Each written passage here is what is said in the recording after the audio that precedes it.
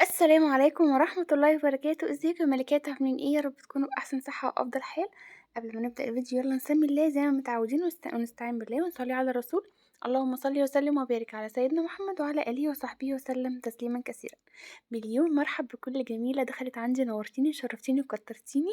مبسوطة جدا ان بكل أخت من اخواتي دخلوا وانضموا لعيلتي، ان شاء الله هنبقى عيلة كبيرة جدا قريب بإذن الله. يلا لو بتشوفي القناة بقى لأول مرة ممكن ما تنسيش تدعمني باللايك والاشتراك، وكمان تاخدي جولة سريعة كده في الفيديوهات اللي قبل كده. ان شاء الله انا متأكدة ان بإذن الله هتحفزك جدا جدا جدا. انا قلت الولاد جم من الحضانه ودخلوا ناموا، فانا كنت عامله مكرونه بالليل وهحمر كفته فراخ. هسخن بقى المكرونه في الميكرويف عشان اتغدى وادخل بقى على ايه، على الروتين بتاعنا العميق جدا، خش على معركه كبرى كده. فانا هسخنه على دقيقتين تمام. بعد ما اسخن المكرونه واتغدى هندخل مع بعض على معركه بجد. يلا شدوا بقى كده ايه، اربطوا الرباط كده وشدوا الازر ويلا بينا على غرفة الاطفال. هي كده خلاص انا وقفتها على دقيقة و30 ثانية تقريبا عشان سخنت خلاص اهي. هسيبها بقى لحد ما الكفتة تتحمر ويلا اتغدى وادخل معاكم على طول. شفتوا عامله ازاي؟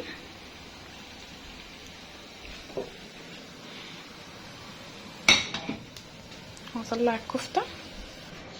خلصت طلعت الكفتة اهي وكمان المكرونه. انا طبعا مش هاكل الكميه دي، انا بس قليت ليا وللولاد عشان الولاد طبعا هتبقى سخنه عليهم قوي، فقلت اسيبها بره تبرد وانا هتغدى بقى ايه. وطبعا ده زيتون اهو وفلفله اللي هي الحراقه دي ماما اللي كانت عاملاه. ويلا بقى بينا بعد الغدا هدخل على المعركه بتاعتنا. وطبعا كده كنت اتغديت خلاص وقلت يلا بقى اما ادخل ايه اشد الهمة كده واشوف انا ورايا ايه. استغليت طبعا ان الولاد كانوا نايمين الحمد لله، جم من الحضانة. هم اصلا بيجوا مفرهدين خالص، بيبقوا خلاص فاصلين يا دوب بس بيدخلوا كده ياخدوا شاور حلو ويخشوا بقى يتغطوا ويناموا. بشغلهم طبعا الكرتون عشان ايه ده اللي بيسطلهم شوية كده، فبيناموا. بصحيهم المغرب بقى عشان ايه اعرف انام قبل المغرب بحاجة بسيطة يعني، عشان اعرف طبعا انيمهم بالليل عشان نواصل يومنا وتاني يوم نصحى بدري وهكذا وهكذا. المهم ان انا كنت معاكم في بداية الفيديو خالص، كنت فترة معاكم برضو. جبت بقى كنت عاملة كوباية شاي بلبن بس مخففة الشاي بشكل مخليه خفيف جدا عشان انا اصلا ممنوع منه، فقمت مخففاه خالص ومحلياه بعسل. يعني بحاول اخد العناصر الغذائيه كده عشان الانيميا مبوظه الدنيا عندي خالص. المهم يعني ان انا إيه حليته بعسل، وكمان كنت بفطر معاكم بقى ايه. هي كان نص رغيف يعني، بس انا كنت اكلت ربع واتبقى الربع ده فقمت مصوره معاكم. إيه كان نص رغيف ايه بقى، جبنه تلاجة وبتاع ده وسنيكرز. فانا السنيكرز ماليش فيها قوي، انا بصوا اي حاجه فيها سوداني ماليش فيها قوي، بس يعني قلت اغير طعم اللبن عشان إيه، من يوم ما حملت في ريان ابني الاولاني خالص سبحان الله، يعني اللهم بارك ربنا يبارك فيه يا رب. إيه من يوم ما حملت فيه وانا ما عدتش بطيء، او هو يعني ما بيطيقنيش اللبن خالص. إيه بيبقى صعب قوي ان انا اشربه، فبحاول اغير طعمه باي حاجه بقى يعني، باي نكهه. فطبعا بما ان الشاي كان نكهته خفيفه جدا مكانتش واضحه قوي يعني، فبرضه كان هيبقى طعم اللبن طاغي كده وظاهر. فقلت اغير بقى الطعم بالسنيكرز، مش مشكله يعني، هي شوكولاته هتغير لي طعمه اكيد كتير كتير. المهم ده كان فطاري معاكم بقى، وقلت إيه طبعا دخلت نمت شويه وقلت ايه اما يعني يقربوا يجوا بقى من الحضانه يخشوا يناموا وانا ادخل بقى اشوف ورايا ايه. وده اللي عملته. ايه بس لقيت نفسي دخت بقى، فقلت خلاص اما اتغدى كنت عامله مكرونه، فقلت يلا هحمر كفتة فراخ. وجبت المخلل زي ما شفتوا كده معايا الزيتون، وكمان كفتة الفراخ حمرتها والمكرونة كده واتغديت ودخلت بقى عملنا عملنا اللي بنعمله دلوقتي كده. شلت بقى قلت اغير ملاية السرير. انا اصلا الكفرات بتاعه المراتب دي كنت لسه غسلاها قريب بس مش معاكم يعني، كنت غسلاها قبل كده. وفرشاها بصوا من بجد من احلى الحاجات بجد واخطرهم الكفرات دي ووتر بروف، اللي هي بنات متغلفه من تحت بجلد كده، حلوه جدا ضد الميه طبعا. لو عيل بقى، انا عندي طبعا لسه سفيان بعلمه بوتي تريننج يعني، لسه مقلعه البامبرز اليومين دول، فبانيّمه بالبّسه البامبرز وقت النوم، بس طبعًا ما بقية اليوم يعني باقلّعه خلاص. بس لو بانام بالنهار بعد ما بييجي من الحضانة، باضطر طبعًا إن أنا أبقى واخدة بالي جدًا بقى إن ما بارضاش ألبّس طبعًا بالنهار عشان ما يصحاش ويلاقي نَفْسه واخد على إن هو لبسه، فخلاص هيرجع ينسى تاني ويرجع يعمل على نَفْسه تاني، وأنا باحاول طبعًا أمنع ده، بس عشان ما باعرفش أسيطر على وقت النوم، لإن طبعًا بنبقى كُلّنا نايمين، فما باعرفش أسيطر على النقطة دي، بالبّسه بقى وقت النوم. بس واحدة، واحدة إن شاء الله هاخلع وقت النوم، بس طبعًا مش في الشتا ده، عشان خلاص إحنا الشتا داخل علينا أهو الحمد لله اللهم بارك. أنا قلّعت إمتى؟ في شهر كام يا ربي، 8. قلّعت ما المفروض كنت بدأت من شهر 6، بس كان لسه الجو مسقّع يعني هنا شوية، وكنت لسه ما شِلتش كمان السجاجيد. أنا شايلة السجاجيد شِلتها في شهر 6 في آخر 6 كده.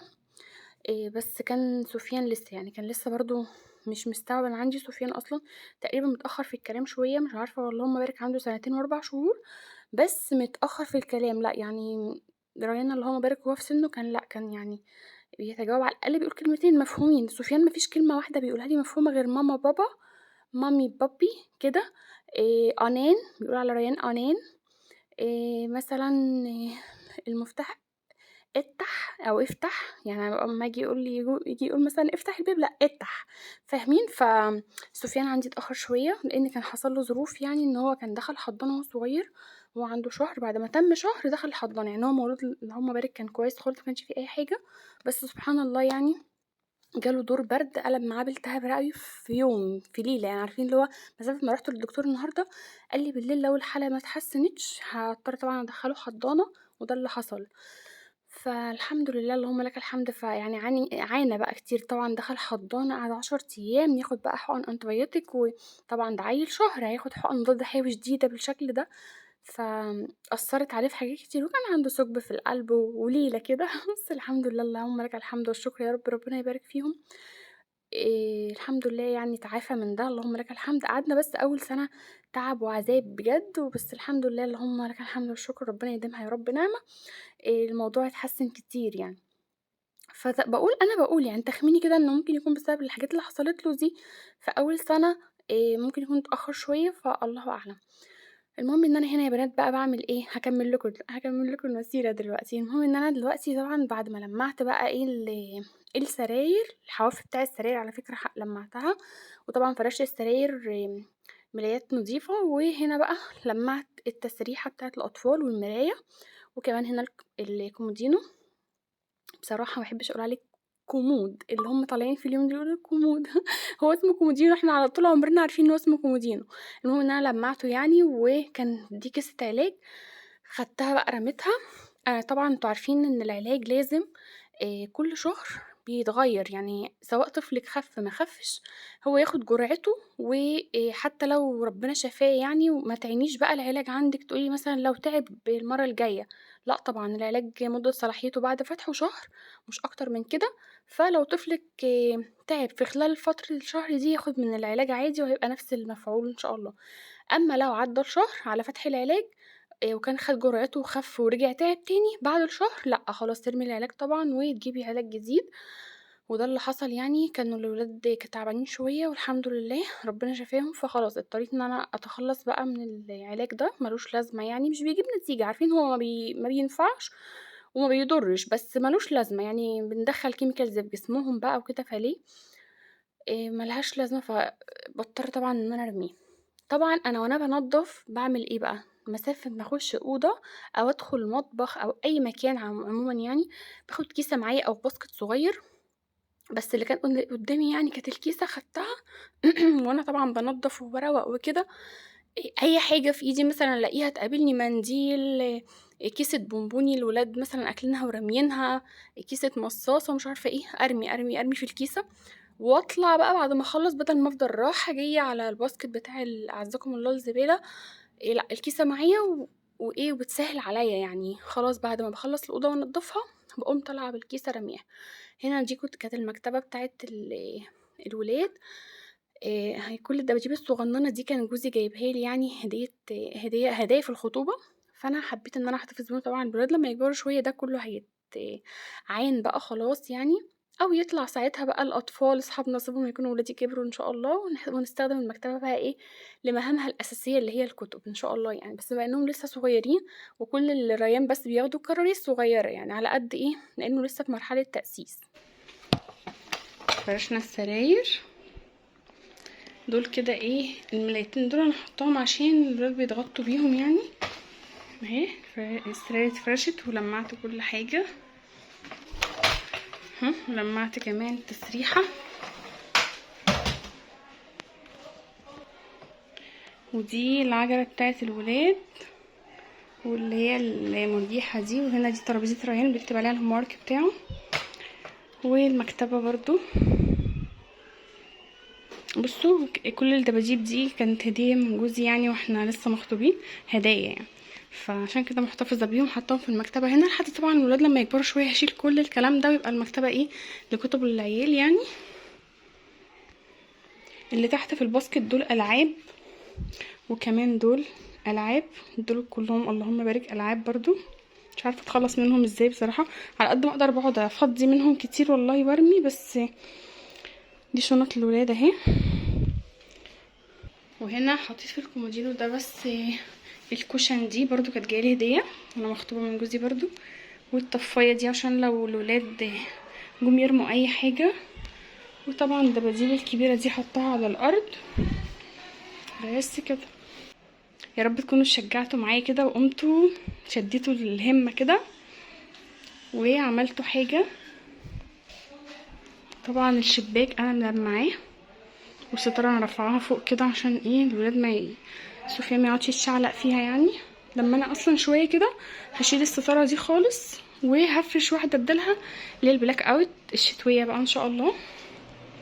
بس كده الاوضه بتاعتنا خلصت. على فكره اللي في السرير ده الابيض ده من العجله، تجريح يعني، مجرحين السرير من العجله.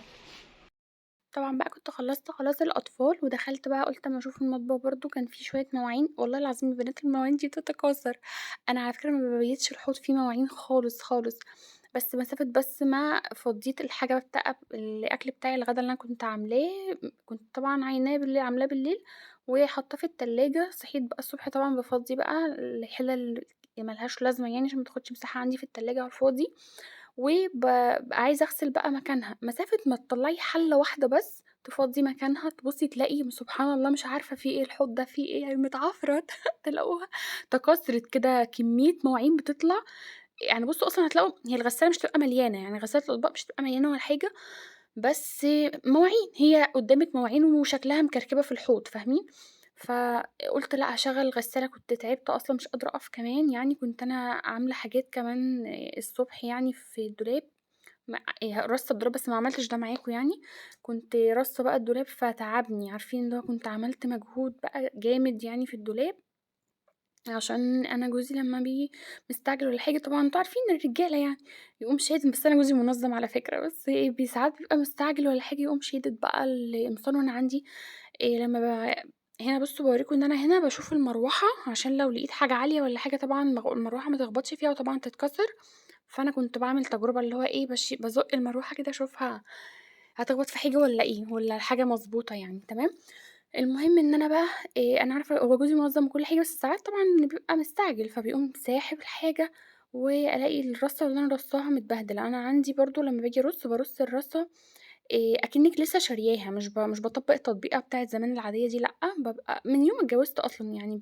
الدولاب بتاعي مخلّياه بنفس الرصة اللي إحنا راصين وقت الجواز، وقت الفرش، فكل ما باجي مثلًا عايزة أغيّر والّا حاجة في كركبة في الدولاب محتاج يتنضّم أكتر، بارجع أرُصّه نفس الرصة اللي أنا داخلة بيها تمام، هنا باوريكم بقى رصة الغسالة، هي بسيطة جدًا على فكرة، ما مش في ناس بتستصعبها أوي، بس لأ هي سهلة خالص يعني ما فيهاش صعوبة، وهنا أنا باستعمل بقى المسحوق اللي هو لودفيك اللي هو الباودر والله العظيم حلو جدًا، هاقول لكم كمان حاجة يعني للبنوتات اللي عندها غسالة، بُصّوا أنا من أول ما جبتها على فكرة وأنا ما باستعملش غير باودر، استعملت الإقراص حاجة فترة بسيطة يعني، بس والله لقيتها مش جايبة همّها، هي بتبقى غالية على الفاضي، وبعدين أنا عندي الباودر ده بيدّيني نفس النتيجة، ده غير بقى كمان إن كان كلام فني يعني قال لنا وقت تركيب الغسالة وكده، قال لي: "يا جماعة أنتم تعرفوا إن الغسلة الواحدة من المسحوق اللي هو الpowder ده بتتكلف ربع جنيه، أمّا القرص بيسحب 7 جنيه." ده طبعًا الاستهلاك وأنا عندي الاستهلاك بتاع الكهربا اللي هو المتوسط C مش A. لإن أنا الغسالة دي 14 بيكو 14 فرد مش موفّرة يعني تمام. فأنا اللي هي ال15 هي اللي موفّرة، هي اللي A. في استهلاك الكهربا يعني، فدي عندي C. فليه بقى، اللي هو ليه يعني أجيب مسحوق الغسلة الواحدة تتكلف لي 7 جنيه، في حين إن أنا أصلًا باستعمل يدّيني نفس الحاجة تدّيني نفس النتيجة وبأرخص كتير جدًا، ب25 قرش، أنتم متخيلين الفرق؟ ف قُلت لأ، يعني ما فيش. وبعدين طبعًا أنتم عارفين الكهربا يعني بقت راكبة صواريخ كده. أنا كمان عندي العداد عندي كارت مش عداد قديم. ف وأغلب الأجهزة عندي بالكهربا، فعلى قد ما أقدر يعني الحاجات الأساسية زي الغسالات، التلاجة، الdeep freezer، الحاجات اللي هي ما تعرفيش تستغني عنها الأساسية، اللي ما في لا غنى عنها يعني، فباضطر إن أنا إيه، أستعمل لها الحاجات اللي فيها توفير أكتر، فاهمين؟ أمّا الغسالة اللي هي غسالة الهدوم الأوتوماتيك طبعًا دي يعني غصبٍ عنِّك لازم هتجيبي المسحوق بتاعها، مش هتعرفي تغيّري. وبما إن كده، خلاص كده تمِّت المهمة بنجاح، وباوريكم إن أنا عملت الحوض وبقى زي الفل. طبعًا بعد ما حطيت كل المواعين، غسلته بقى وغسلت الرخامة وغسلت كمان الخلاطات بتاعة المَيّة وكده.